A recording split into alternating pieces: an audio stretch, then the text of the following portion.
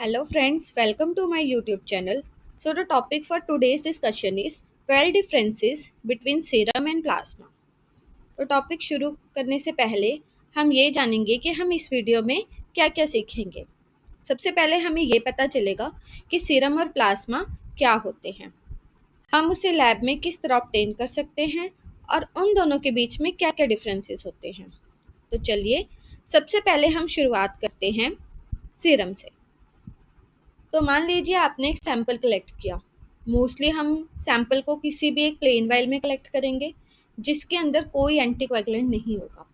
Anticoagulant का function होता है ब्लड को क्लॉट होने से बचाना, यानी कि उसको जमने से बचाना। तो अगर हमें सीरम कलेक्ट करना है तो हमें सैंपल एक ऐसी वाइल में कलेक्ट करना होगा जिसके अंदर कोई एंटीकोएगुलेंट नहीं है।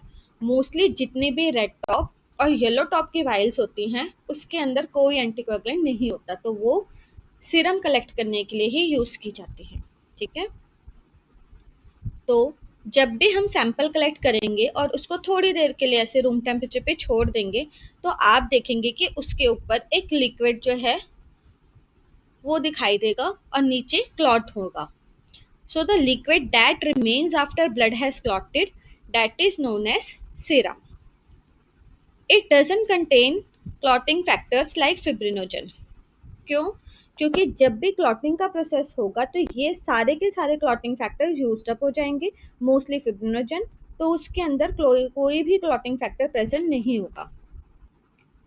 तो इसका मतलब है कि सीरम में क्या क्या होगा। First is water, another is electrolytes. तो इलेक्ट्रोलाइट्स मोस्टली क्या होती है? Sodium, potassium and chloride. आप कोई भी बायोकेमिस्ट्री के टेस्ट करते हैं उसमें हम इलेक्ट्रोलाइट्स मेजर करते हैं, तो हम उसके अंदर कौन से सैंपल्स यूज करते हैं? Serum sample. देन हॉर्मोन्स, कोई भी एंडोक्राइनोलॉजी के टेस्ट होंगे उसमें हम हार्मोन एनालिसिस करते हैं तो हम सीरम सैंपल यूज करते हैं। And then proteins that are except clotting factors, वो सब भी सीरम में प्रेजेंट होंगे। So now how we can obtain serum in lab? First of all, take the sample in plain vial, preferably red top और yellow top, या हम कोई भी ग्लास ट्यूब है उसके अंदर भी सैंपल कलेक्ट करेंगे। देन उसको हम वेट करेंगे 20 to 30 मिनट्स के लिए। रूम टेम्परेचर पे आपने एज इट इज उसको रख देना है, तो ब्लड जो है वो धीरे धीरे स्टार्ट हो जाएगा क्लॉट करना। ठीक है, उसमें टाइम लगता है थोड़ा। जैसे ही हम उसको देखेंगे कि 20 to 30 मिनट्स हो गए हैं और उसके अंदर थोड़ा थोड़ा सीरम जो है वो सेपरेट होना शुरू हो गया, ये ऑलमोस्ट हो चुका है, देन हम उसे सेंट्रीफ्यूज करेंगे at 3000 RPM for 10 minutes. Centrifugation के बाद आप क्लियरली देख सकते हैं कि जो अपर पार्ट होगा हमारा वायल में वो होगा सीरम और जो लोअर पार्ट होगा वो होगा हमारा ब्लड क्लॉट। इस तरह से हम क्या करेंगे, लैब्स में सीरम को सेपरेट कर लेंगे। So the next one is plasma. Plasma को लेने के लिए हमें हमेशा सैंपल एंटीकोएगुलेंट वाइल में ही कलेक्ट करना होता है। एंटीकोएगुलेंट वाइल कौन कौन सी है? लाइक ईडीटी होगी, हेपरिन हो गया या सोडियम सिट्रेट। इन सभी के अंदर जो भी सैंपल हम कलेक्ट करेंगे वो प्लाज्मा के फॉर्म में ही हमें मिलेंगे। ठीक है, so the plasma is the liquid part of a blood that holds blood cells in suspension. ठीक है, तो प्लाज्मा जो है एक लिक्विड पार्ट है ब्लड का। जो प्लाज्मा होता है वो हमारे ब्लड वॉल्यूम का 55% है। ठीक है, मान लो अगर हमारी बॉडी के अंदर या हम कोई भी सैंपल कलेक्ट कर रहे हैं वाइल के अंदर, एंटीकोएगुलेंट वाइल के अंदर, तो जो उसके अंदर 55% पार्ट होगा that is made up of plasma. और जो 45% रिमेनिंग पार्ट होगा वो किससे बना होगा? RBC, WBC, platelets. Major components हमारे यही तीनों होते हैं ब्लड के अंदर। ठीक है, उसके बाद plasma also contain water, salts, enzyme, antibodies and clotting factors like fibrinogen. जैसे कि हमने पढ़ा कि सीरम के अंदर क्लॉटिंग फैक्टर्स जो होते हैं फिब्रिनोजन वो सब एब्सेंट होते हैं, बट प्लाज्मा के अंदर दीज ऑल आर प्रेजेंट। अब लैब में हम इसको कैसे लेंगे? सबसे पहले हमने होल ब्लड लेना है और मोस्टली किसी भी एक एंटीकोएगुलेंट वाइल के अंदर। उसके बाद हमने उसको मिक्स करना है अच्छे से। मिक्स करने के बाद हमने उसे डायरेक्टली सेंट्रीफ्यूज करना है।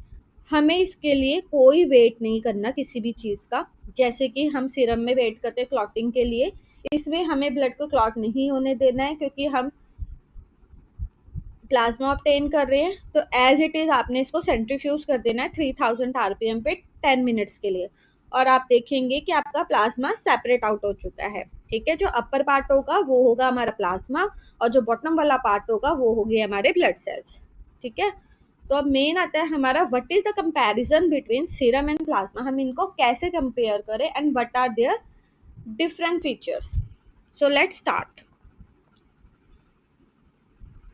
सबसे पहले फीचर्स।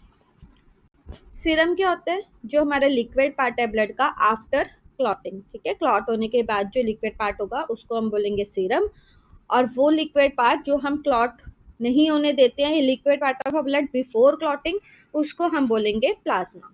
नाउ जैसे हमने पहले डिस्कस किया था, सीरम में कोई भी क्लॉटिंग फैक्टर प्रेजेंट नहीं होते हैं, लेकिन प्लाज्मा के अंदर क्लॉटिंग फैक्टर्स प्रेजेंट होते हैं।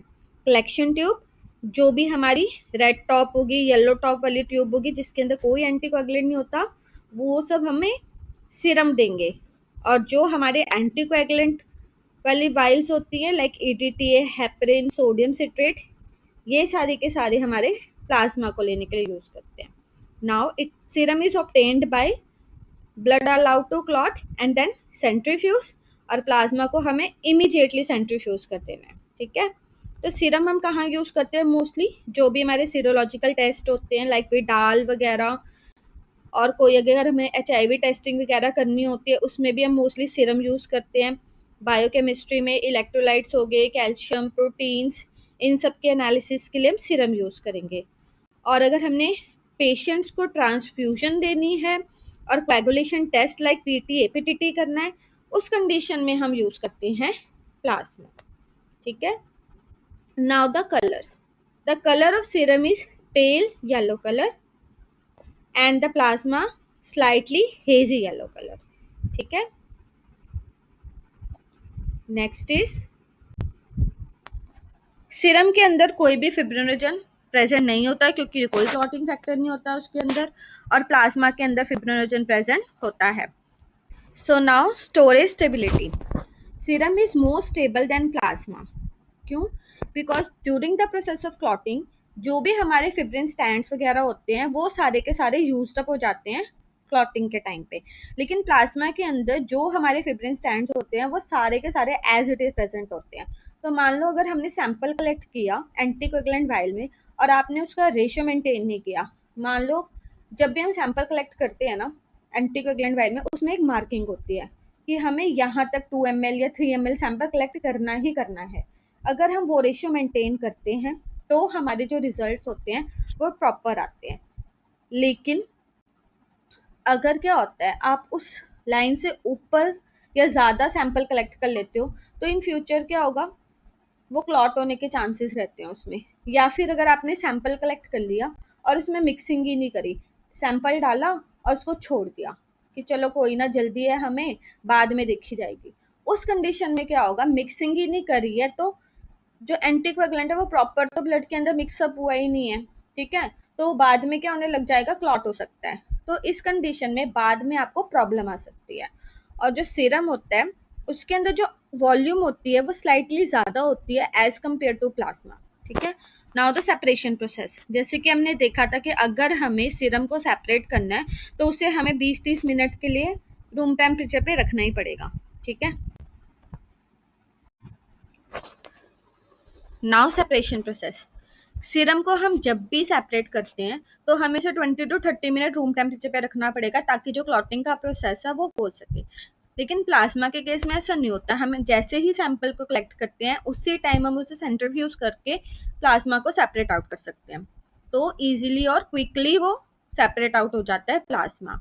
Now the protein content, serum के अंदर क्लॉटिंग प्रोटीन्स प्रेजेंट नहीं होते हैं, लेकिन प्लाज्मा में it contains all plasma proteins. Now appearance after spin, serum जो है वो mostly clear supernatant without clot, and plasma it contains buffy coat between plasma and RBC layer.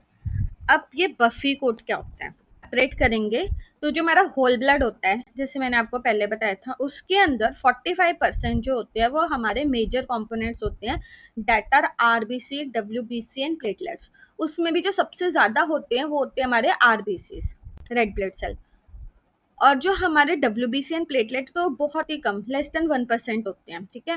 तो हम क्या करते हैं, जब भी हम सेपरेट आउट करेंगे तो हम क्या देखेंगे कि बिटवीन प्लाज्मा एंड आरबीसी एक बहुत ही माइन्यूट सी पतली सी तुम्हें एक वाइट कलर की या ग्रेइश कलर की एक लाइन दिखाई देगी, वो होगी हमारी buffy coat layer. Buffy coat layer के अंदर मोस्टली क्या प्रेजेंट होते हैं, white blood cells and platelets. और ये बफी कोट यूज कहाँ पे होते हैं, ये यूज होते हैं मोस्टली हमारे डीएनए एक्सट्रैक्शन में, या फिर जो हम स्टेम सेल रिसर्च करते हैं वहां पे हम यूज करते हैं बफी कोट्स, ठीक है। सो ये हमारा कंप्लीट होता है difference between plasma and serum. तो मैं ये चाहती plasma and serum. So the question is for you guys, अगर आपको ये वीडियो समझ में आया है तो आपको इसके आंसर जरूर आते होंगे। Which component contains fibrinogen, serum और plasma? And second one, which is used for coagulation test, serum और प्लाज्मा? इन दोनों का आंसर वैसे तो देखा जाए सेम है, तो प्लीज आप मुझे कमेंट सेक्शन में बताइए कि इसका आंसर क्या है। इससे मुझे ये पता चलेगा कि मेरी ऑडियंस को ये वीडियो कितनी समझ में आई है।